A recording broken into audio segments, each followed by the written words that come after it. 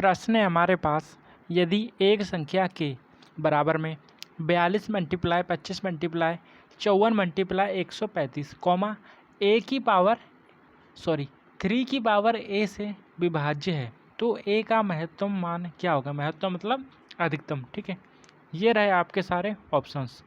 अभी इस प्रश्न को कैसे हल किया जाएगा तो आइए समझते हैं।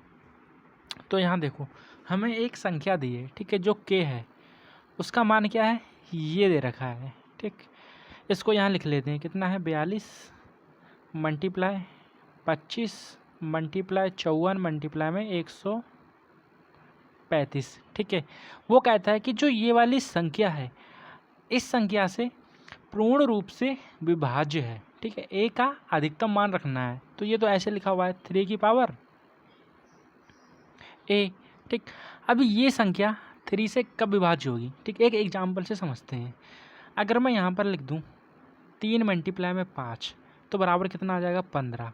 तो ये 15 3 से कब विभाज्य होगा, जब इसके नीचे 3 होगा। 3 से 3 पूरा विभाज्य हो जाएगा। ठीक, लेकिन अगर मैं यहाँ पर 3 मल्टीप्लाई में 3 मल्टीप्लाई में 5 लिख दूँ और बराबर में कितना आ जाएगा, 5 3 15 3 45। ठीक, अब मैं कहूँ कि ये जो संख्या है वो 3 की पावर ए से पूर्ण रूप से विभाज्य है। ठीक, तो हमें यहाँ क्या रखना पड़ेगा, 3 की पावर कितना, 2 रखना पड़ेगा। ठीक, क्योंकि अगर हम 3 रखेंगे तो ज़्यादा हो जाएगा और 1 रखेंगे तो कम हो जाएगा। कैसे, क्योंकि 3 की पावर 2 को हम तोड़ सकते हैं 3 मल्टीप्लाई 3 में। ठीक, और ऊपर क्या दिया है हमें, 3 मल्टीप्लाई 3 मल्टीप्लाई में 5।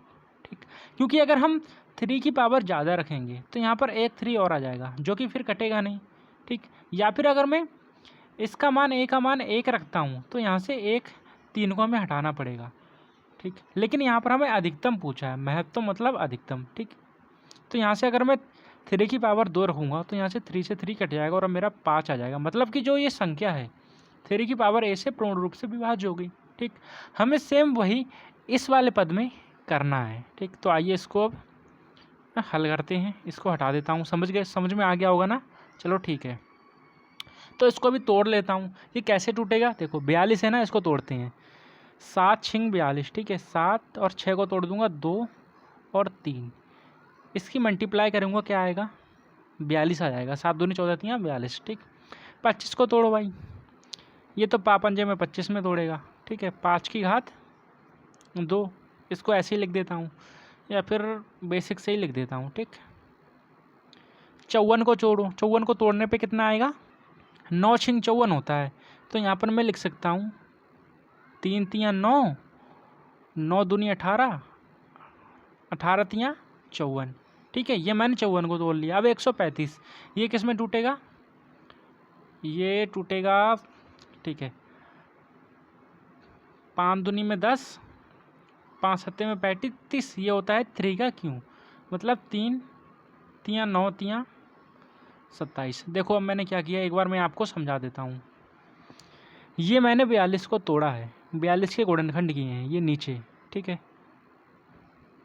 और ये है 25 का गुणनखंड, ये क्या है 54 का गुणनखंड, और ये 135 का गुणनखंड हमने कर लिया। ठीक, और नीचे क्या है हमारे पास, 3 की पावर ए। ठीक, अब यहाँ से हम 3 को एक साथ लिख लेंगे, 5 को एक साथ लिख लेंगे। मतलब कहने का मतलब यह है कि हमने इस संख्याओं को अभाज्य गुणनखंड में तोड़ लिया है। ठीक, यहाँ से अब गिनो, 1 2 3 4 5 6 7।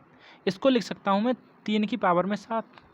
ठीक है ना, मल्टीप्लाई में यहाँ से 7 तो एक ही आ रहा है। ठीक, मल्टीप्लाई में 2 कितने बार आया है, 1 2, 2 की पावर 2। मल्टीप्लाई में 5 की पावर 2। ठीक है, एक ये है एक ये है। ठीक, 5 की पावर 3 आएगी यहाँ से, एक ये है एक ये और एक ये वाला। ठीक है, सारा कुछ लिख चुका। ये संख्या लिखी हुई है, ये यही संख्या लिखी हुई है लेकिन दूसरे फॉर्म में, गुणनखंड के फॉर्म में, और नीचे क्या है 3 की पावर ए।